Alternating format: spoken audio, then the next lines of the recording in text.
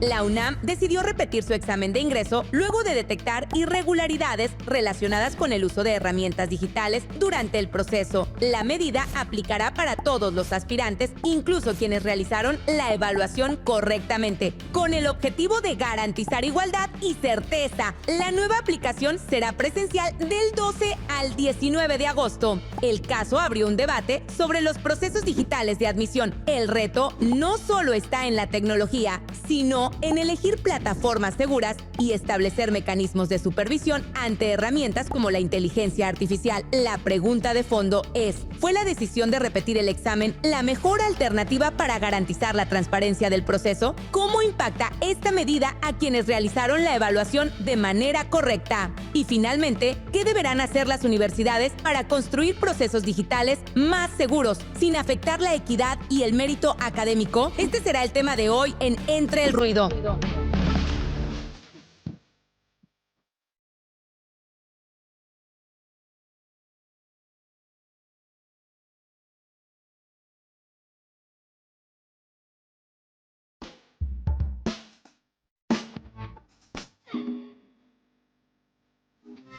El día de hoy tenemos un tema muy complejo porque esto que sucedió en la UNAM impacta no solamente en la propia institución, sino también en miles de jóvenes que están buscando tener una oportunidad para prepararse, para poder salir adelante, una oportunidad que en este país vale muchísimo y que sin lugar a duda tenemos que verla desde distintos puntos. Pero lo principal es cómo llegamos a esta situación y cómo también se puede evitar para el futuro y cómo también se puede evitar en distintas instituciones públicas de nuestro país para poder asegurar que la educación sea garantizada para las y los jóvenes. ¿Qué opinas al respecto? Sí. Miren, este programa yo lo hago hablando como estudiante de la máxima casa de estudios, la UNAM, y pues bueno, yo lo que veo son principalmente dos problemas. El primero, que es el problema estructural de fondo, que es el acceso a la educación superior en el país.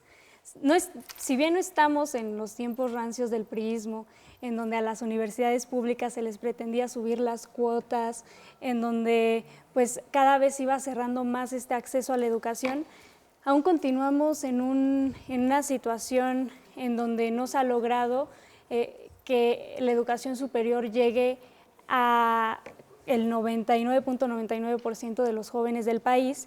Y sí estamos viendo cambios como por ejemplo en la Universidad Nacional Rosario Castellanos, que por decreto ahora ya se están realizando varias de estas sedes a nivel nacional, ¿no? Creo que es hacia allá donde tenemos que caminar porque es una educación gratuita, pública y además en donde no necesitas hacer examen, ¿no? Para quedar ahí beneficiando a millones de jóvenes.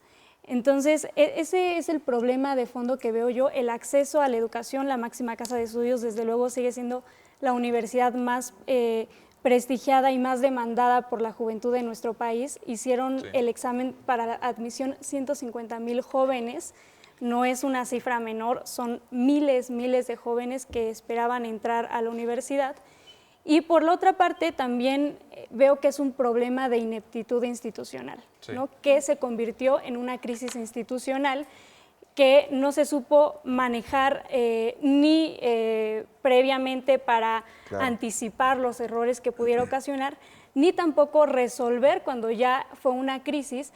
¿Y qué fue lo que se hizo? A culpabilizar a los jóvenes, a las y los jóvenes, es decir, hay unos tramposos cuando en realidad, o sea, este problema no es individual y no se debe tratar tanto de quienes hicieron trampa, sino de cómo se llegó a esta situación, cómo es que la UNAM delega a un tercero, a un privado, la responsabilidad de aplicar un examen de esta talla.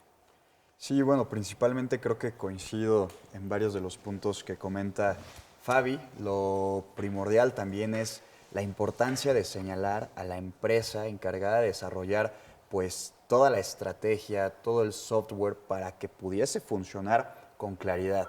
Algo que precisamente no pasó y algo que debería estarnos molestando demasiado porque del recurso del pueblo, del recurso de los mexicanos, de las mexicanas, se le dio a esta empresa 69 millones de pesos. ¿Para qué? Para que terminaran en las condiciones que hoy sabemos, para que los jóvenes tengan que volver a repetir un examen y que para empezar, a mí se me hace decadente que en este tiempo, en esta era tan moderna, sigamos teniendo que mercantilizar la educación, porque se ha vuelto y se ha convertido desde hace unos años atrás en un negocio redondo esto de los exámenes. ¿Por qué? Porque también hay escuelas o hay cursos que te son vendidos de costo de 20,000 pesos. Y también hay que entender algo clarísimo. No todas las personas, no todos los mexicanos, no todas las mexicanas partimos desde el mismo punto. Hay gente que tiene unas condiciones diferentes, hay gente que tiene otras condiciones y oportunidades completamente diferentes. En mi caso, y que yo reconozco, partí desde un cierto privilegio en el que yo solo tuve que preocuparme por pasar mi examen, por estudiar y pasar mi examen. Hay jóvenes que tienen que trabajar, hay jóvenes que tienen que cuidar a sus familias, que tal vez ellos son el sustento de su casa y que aún así tienen que estudiar y presentar un examen, ¿no? Entonces, desde ahí, desde esta famosa y mal llamada meritocracia, estamos pues empezando muy mal, muy mal. Sí, definitivo. Además que, digo, entra en todo esto también lo que ya mencionaba Fabi, de las instituciones que hoy tenemos en el gobierno federal, estas las universidades del bienestar, también las universidades Rosario Castellanos, y abre también un debate de si realmente, por ejemplo, los jóvenes, cómo pueden acceder a este tipo de instituciones. Sí, yo creo que este hecho de que el primer examen que la máxima casa de estudios, que es la UNAM, decide realizar en línea, se resulte en pues un vil fracaso, pues deja ver varias cosas. ¿Sí? Si bien, como lo decía Fabi, muestra el problema estructural que padece la educación superior en nuestro país, que además de haber estado en una lógica de abandono y poca potencialización por parte de los gobiernos neoliberales, en donde prácticamente la educación superior se veía ya como una arena de batalla, ¿no? De, pues si tú te alcanza el recurso, el tiempo y el apoyo de todos tus círculos, vas a llegar a esta área, pero además de pasar por todas esas trabas, también había una traba, ¿no? Que es el bendito examen de admisión, que ese aspirante no seleccionado se ha convertido en una etiqueta que ha condenado históricamente a los jóvenes de este país, ¿no? En el hecho en el que si no pueden acceder a la UNAM como una de las pocas, en ese momento, instituciones públicas que ofrecían una educación superior, no te quedaba más de otra que irte a alguna otra de educación pública o alguna educación privada, porque en realidad el Estado no estaba promoviendo la creación de infraestructura y de universidades en nuestro país. Era una lógica de dejárselo a los privados y no apoyar de una manera enfocada a la educación pública, ¿no? Lo cual ha resultado en que este examen, en lugar de ser todo un reto para los jóvenes en el mejor sentido de la palabra, conforme a los retos personales que uno mismo se puede poner, se ha vuelto una condena en donde si tú no pasas, ¿no?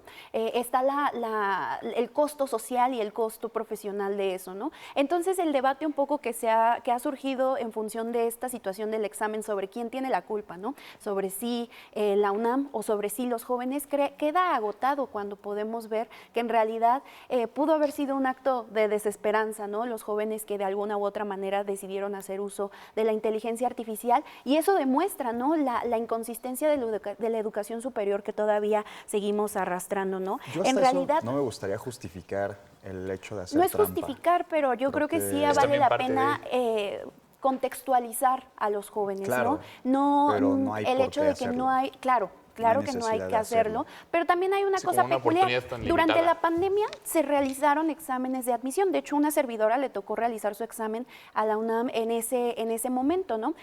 Recuerdo que a pesar de que los protocolos se hicieron muchísimo más difíciles, nunca se planteó la idea de hacerlo en línea, ¿no? Si bien ahorita quizás las condiciones de la tecnología y de los avances dan para que muchos procesos sean en línea, incluso hemos hablado del voto electoral que sea a través de línea. Creo que el hecho de que esta sea la primera edición y que haya salido con estas fallas sí debe hacernos levantar muchas cejas, ¿no? En primer lugar, lo que decía Carlos, la empresa que estuvo a cargo, Territorium Live, ¿no? Esta empresa ha tenido contratos con el INE, ha tenido contratos con la Consejería Jurídica, ¿no? Del viejo Poder Judicial y con otras entidades del Estado, ¿no? ¿Qué pasa? En este contrato con la UNAM se presenta que no tuvo, que a pesar de que prometía una seguridad de talla mundial, así como tal, no tuvo a bien la capacidad de generar las restricciones tecnológicas para identificar la inteligencia artificial o para generar protocolos pues funcionales, ¿no? ¿Cuál es el costo ahorita de eso? Que son, como lo dijo Fabi, más de 158,000 jóvenes los que están en vela, ¿no? Esperando, y que se les va a hacer repetir el examen, ¿no? Con el costo igual económico que eso implica. Sí, pues es un debate que sin lugar a duda nos lleva a no solamente hablar de los estudiantes, de presupuesto, de la propia universidad, de otras universidades públicas, sino también de la digitalización, del uso de la inteligencia artificial, que ha sido un tema pues ya constante en el programa, y que qué bueno que a través de todos estos temas podamos llegar a distintas conclusiones, y que además de todo se pueda abrir, por supuesto, a la población. Vamos a seguir platicando de este tema.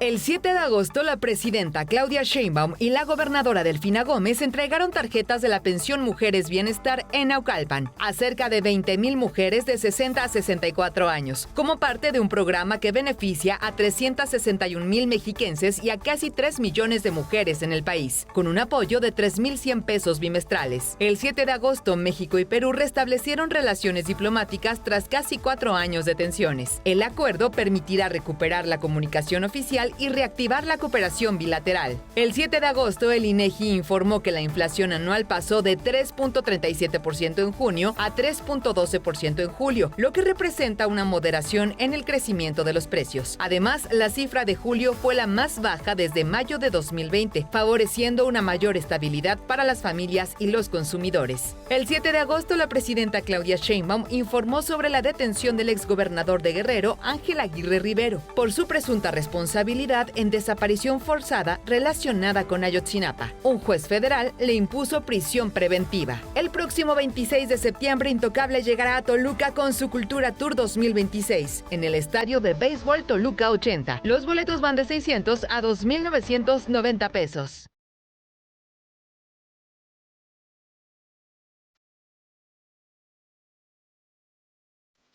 Muchos temas en nuestro estado y en nuestro país en el fin de semana, pero regresamos a este tema acerca de la Universidad Autónoma de México. Un tema también creo que es importante que se hable y que se platique aquí es acerca del presupuesto. En el pasado paquete fiscal se disminuyó en 4.6% el financiamiento a la educación superior de nuestro país. Es una disminución importante porque además de todo también la matrícula ha crecido, ¿no? Yo creo que es un punto importantísimo porque no nada más se trata acerca del financiamiento que puede recibir la UNAM, sino también otras instituciones de la educación superior. Y hay una cosa importante en el tema de la reducción que se hizo. Sí, hubo una reducción a las universidades, pero te voy a decir una cosa. Las universidades y sus consejos académicos son las que deciden en función de ese presupuesto disminuido o aumentado, a qué se les va a destinar.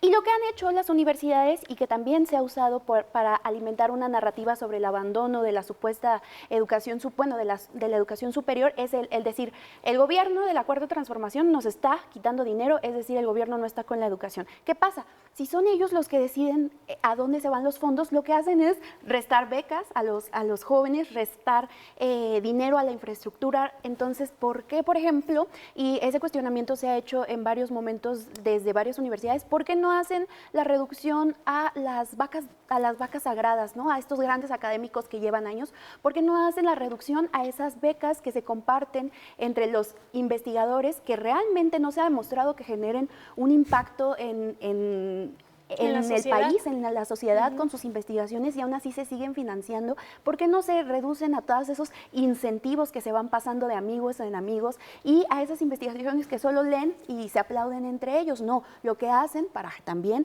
impulsar esto es disminuir en lo que de verdad tiene impacto en la sociedad, que es la educación de los alumnos. Así que yo no creo que este tipo de problemas vengan de la mano con la llamada disminución del presupuesto. Creo que se puede distribuir, porque sigue siendo un montón de dinero, se puede distribuir a lo verdaderamente importante y, por ejemplo, dejar de financiarlo a investigadores que ni siquiera tienen impacto en la sociedad. Arlene tocó un tema muy importante del que justamente quería hablar, y es esta casta dorada, porque a Claro. partir de esta crisis institucional se abren estas problemáticas estructurales que están sucediendo en la UNAM desde hace décadas, y que justamente se trata de esta casta dorada que no suelta sus plazas, que ganan Lorenzo Córdoba sigue claro, cobrando. Lorenzo Córdoba es Ciro uno de Murayama. los ejemplos, ¿no? Y También Iván. José Waldenberg están ahí. O sea, es toda una casta incluso política que, Claro. que está incrustada ahí, mientras que tenemos a maestros, profesores de asignatura que ganan, pero... Salarios miserables. Salarios A veces miserables. les quitan las clases para dárselos a estos personajes, y estos personajes ni siquiera asisten a los centros educativos. Y pues claro, por supuesto, desde ahí se genera lo que ya sabemos, el bastión de la derecha desde esta universidad, que tristemente pues así es la universidad del pueblo, ¿no?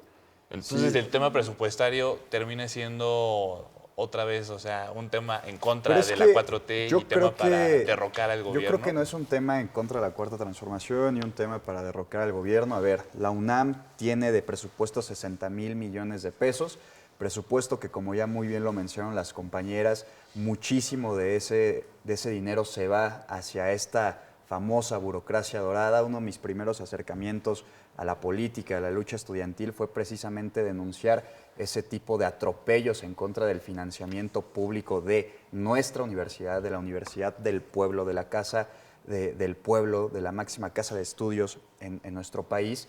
Y sin embargo, siguen ahí. Parece que a nadie le interesa, parece que van a quedarse incrustados por muchísimo tiempo, porque además la estructura de la propia universidad, la estructura burocrática, está diseñada para que el estudiante no sea y no tenga representación alguna en la toma de decisiones. Por eso para mí es importante, y desde hace años yo lo planteaba, se necesita democratizar a la UNAM, se necesita que nuestra universidad esté democratizada, se necesita que las y los estudiantes tengan el verdadero poder de decidir quién o quiénes no van a ser sus rectores.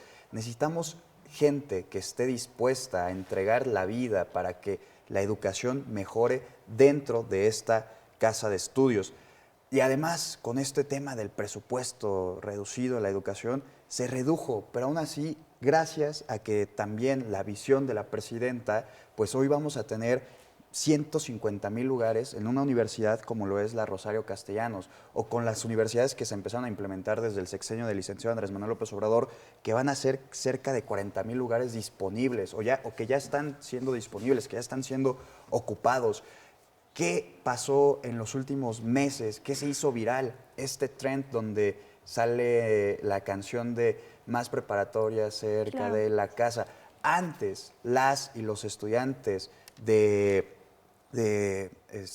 nivel básico superior, de nivel medio superior, tenían que viajar a otros municipios, a otras regiones, para tener la educación de su preparatoria. Antes también existían exámenes para las preparatorias. Hoy eso se está quitando, se está dejando atrás toda esa herencia maldita, toda esa herencia que nos dejó pues prácticamente los gobiernos panistas, los gobiernos priistas, que jamás habían puesto un incentivo a la educación, que jamás habían dejado que el joven se desarrollara libremente, y que es una deuda histórica y que hoy el país está empezando a cumplirla. Y que sus incentivos eran a través de la lógica de la meritocracia o aún peor, de las competencias, ¿no? En donde era los estudiantes contra los estudiantes luchando por un lugar o por un reconocimiento o por una educación buena, porque también cabe decir, ¿no? Si bien pudiera haber más opciones en la baraja de las universidades, que ahora las hay gracias al gobierno de la Cuarta Transformación, también ha habido una lógica o hubo una lógica de desprestigio de las universidades que no eran estas grandes casas de estudio como lo es la UNAM, como lo es la IPN y más recientemente la UAM, ¿no? Si tú no podías acceder a estos y que incluso generaban la migración de miles de jóvenes de todos los estados que venían a la Ciudad de México a congregarse para poder acceder a una educación de calidad, ¿no? ¿Qué pasa? ¿Qué está pasando ahora? Es la apertura de la educación superior con otras opciones para que también no se generen estas inconsistencias en la cuestión de que no alcanzan quizás los cupos, de que no alcanza la infraestructura, de que no alcanzan los espacios, de que no alcanzan los docentes, para que no se concentre la educación superior en estas casas de estudio que, pues, insisto, prácticamente le han hecho durante los últimos años el juego a la derecha. No por nada vemos a personajes como esta Cayetana, ¿no?